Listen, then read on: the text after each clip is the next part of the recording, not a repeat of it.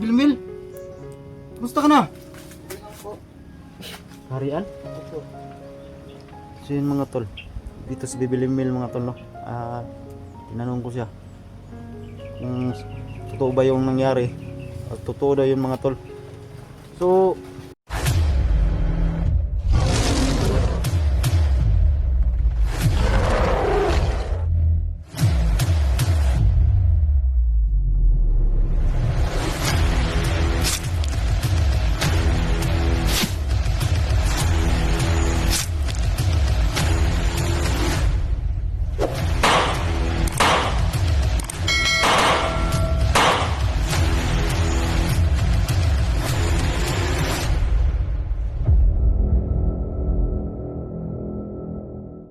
So yan, magandang araw po sa ating lahat mga tol. So dito pa rin tayo sa lokasyon mga tol, no, kung saan nakikita natin yung grupo ni Suprema, no. So yan, patuloy pa rin tayo sa paghanap kay SG mga tol. So kaso nga lang ay hindi natin mahagilap. Pinuntahan ko na doon sa tawag dito, yung kampo na sinasabi nyo sumaisan. Wala pa rin siya doon, kaya bumalik ako dito sa Gingan mga tol. So nung nasagupa pa natin yung tauhan ni Suprema at saka si Suprema mga tol. So natataka ko lang mga tol, bakit yung kamay ko talaga ay umusok. Hindi ko alam kung paano gamitin mga tol sa ngayon, dahil siyempre baguhan pa rin ako. Baka siguro ito yung kapangyarihan ko noon mga tol, na kahit malayo ay naabot pa rin ng aking kapangyarihan.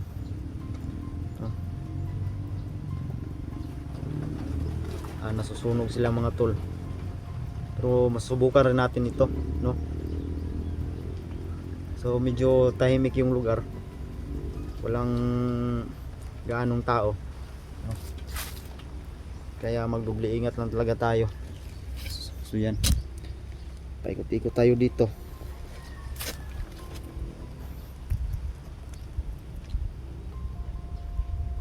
Ano sabi?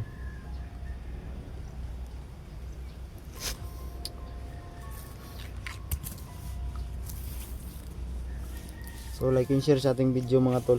I-share po ay humihingi po sa inyo ng suporta. Kaya mag-alala, dahil gagawin natin lahat para maligtas natin si SG, no.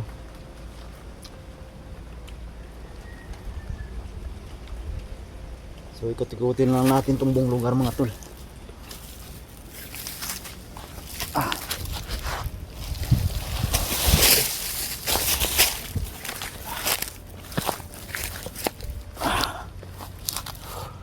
So yan, shoutout nga pala sa inyo mga lahat mga tol, no?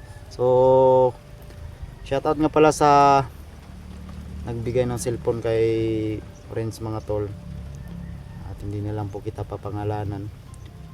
So saka yung pag-apply sa kanyang channel ay okay na po, wala na pong problema, no.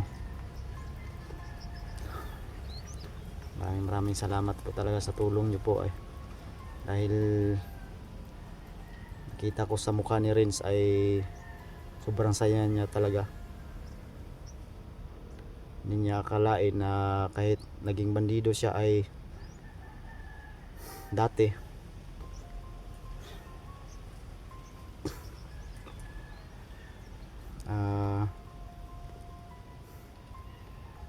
akala niya tuloy-tuloy na yung pagkabandido niya ba, hindi na siya magbagong buhay.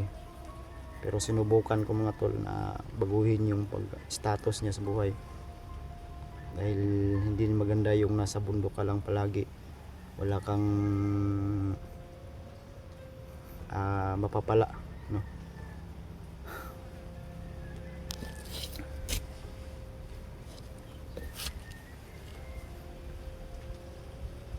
Hindi tayo uwi mga tol. Tataka lang ako bakit umusok tong kamay ko.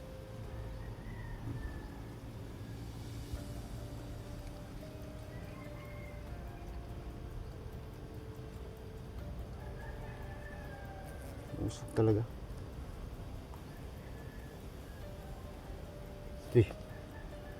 Amok mo na.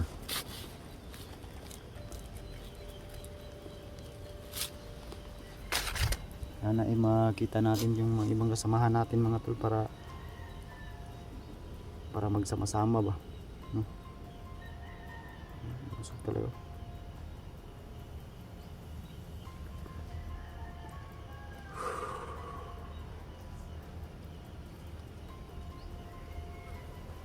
Sa laki ng abandonadong sagingan na ito ay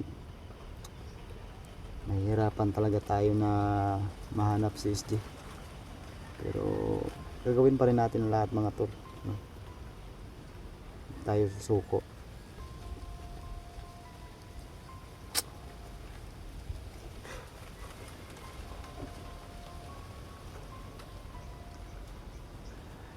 Kahapon tol ay sobrang lakas talaga ng ulan. Kaya yung pakiramdam ko ay may sipon tayo na ubo.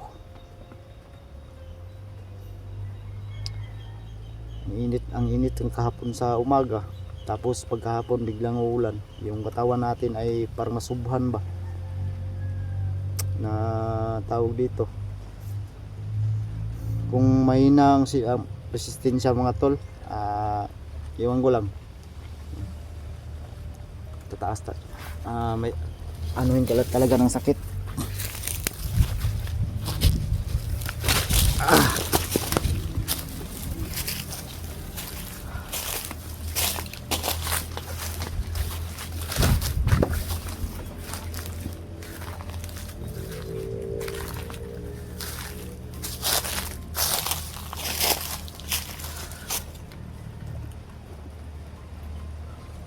Tol,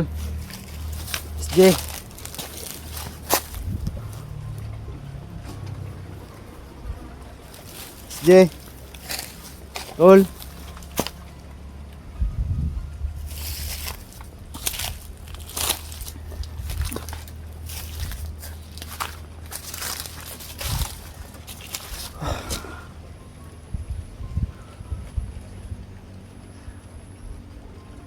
Sa laki ng gubat na ito ay tawag to sagingan. Hirap, hindi natin alam kung saan hahanapin. Diyan banda mga tol ay maisan pa rin yan. Doon hanggang doon sa malayo. At dito mga tol, abandonado na ito na sagingan. Kaya hirapan talaga tayo. Kung saan siya ngayon.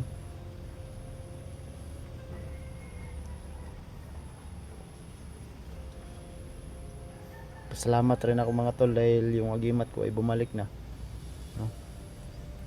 Malakas ang kutob ko mga tol ay si Debilimil yung nagbigay sa akin nito.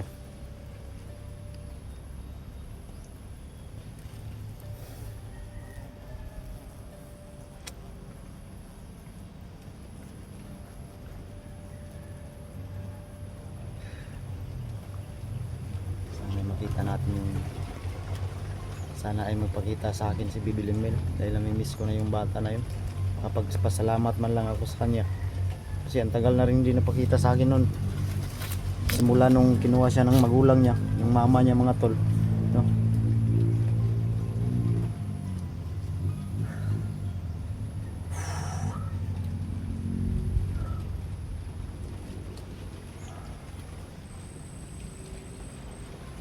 So ang paligid mga tol ay sobrang tahimik talaga.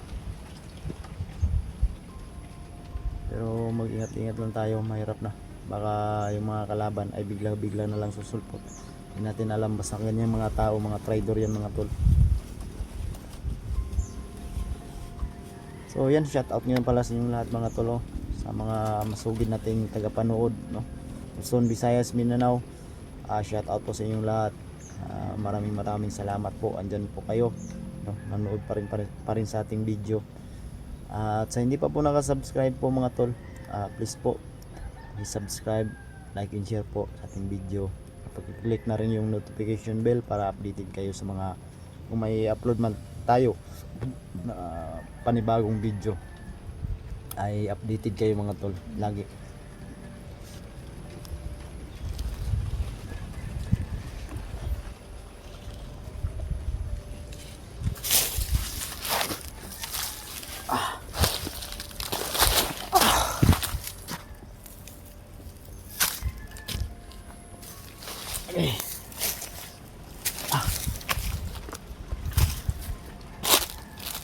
Tol. SJ. Kasi may isang nagsabi sa akin mga tol na may bandido nung nagbagong buhay na dalawa. Tapos may tali na kulay dilaw yung kamay. Kaya subukan natin. Sana ay hindi kami magka-encuentro.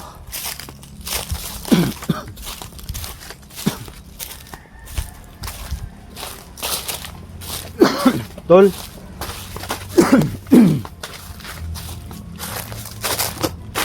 Sige.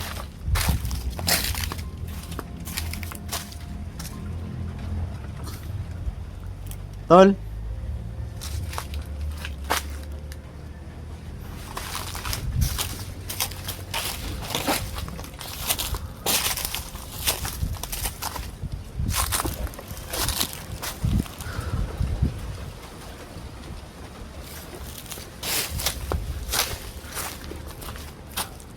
SJ.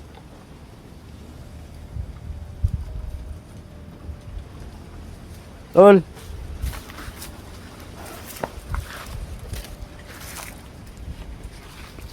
So yun. Kahit anong tawag natin mga tol ay hindi talaga napapakita, no? Si SJ. Baka sa tingin ko ba ay baka wala na dito sa area na to. Baka nakalayo na yun. Pero hindi tayo agad-agad alis dito mga tol.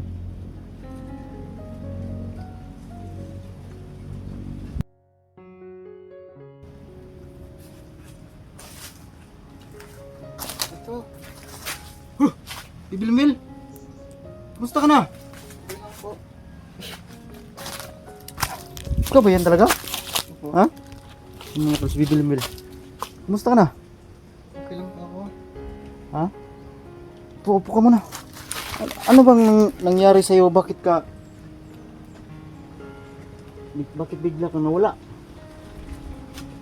Isa ka, ano po, ito dahil hindi ko alam. Bakit anong bang nangyari? Ito ba yung kinuha ka ng magulang mo? Yung ina mo yan?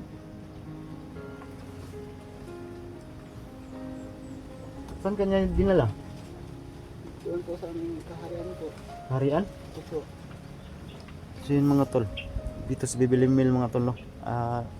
Tinanong ko siya kung totoo ba yung nangyari. Totoo daw yun mga tol. So ang daming ano sa iyo ba, nag-alala sa iyo. Tawag dito, gimingaw si mo ba? Miss ka. Ganun po ba? So yun mga tol. Nakita na naman natin ulit si Bibilimil. Pasalamat tayo talaga dahil ikaw ba yung kasi nagtataka ako Bibilimil kasi biglang umusok yung kamay ko ba? Ikaw ba yung nagbigay sa akin ng ano? Ako po. Ako po yun. Ikaw? Binigyan po kayo ng kapangyarihan. Salamat ha. Ano bang gawin ko dito? Wala ba akong gagawin? Kailangan mo po yung ingatan. Ingatan ko ito? At huwag mo lang gamitin sa masasama. So yun mga tol, kailangan ko lang daw ito yung ingatan at wag ko daw gamitin sa masama. Dahil pwede po yung mawala sa iyo. Ganun ba? Opo. Pag gagamitin ko sa masama. Opo. So walang duda talaga mga tol, siya pala yung nagbigay sa akin ng kapangyarihan. So musta ka na? Okay ka lang? Okay lang po. So papasalamat talaga mo mga tol. Makakatulong na si Bibilimil sa akin sa sa paghanap kay SJ at sa anak ko mga tol. Saan ba tayo? Doon tayo. Init dito. Kaya may sasabihin lang po ako. Ano? Ano po kuya, ang kapangyarihan mo po ay kailangan ng orasyon. Rasyon? Opo. Ano ba? O mag-alay ng mga hayop. Kailangan ko mag-alay Opo, para hindi yan mawala. para hindi mawala. Opo. Pag hindi ako makalay, mawala ito. Opo, pwede pong yung mawawala sa iyo at maaari ako manghina. Maaari kang manghina. Opo.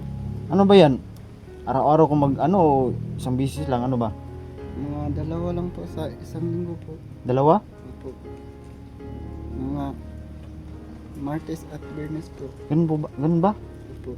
So yun mga tol, doon tayo mag-usap muna kung sobrang init. Dito. Sabi ni Bibilim Mil mga tol, ay kailangan ko daw ingatan yung agimat ko. Tapos, hindi ko daw gagamitin sa masama. At kailangan ko rin mag-alay mga tol, no? Sa tuwing ano 'yun, Martes at Biyernes po. Biyernes. Ano ba? Ano na 'yan? Anong klase mga alay? Ano po, kahit ano lang po, basta puti po na hayop. Puti na hayop. Opo. Kung hindi ako mag-aalay, mawala yung kapangyarihan ko, tapos manghihina ka. Opo. Ano ba? So yun mga tol, yun ang pasabi sa akin ni Bibiling Will.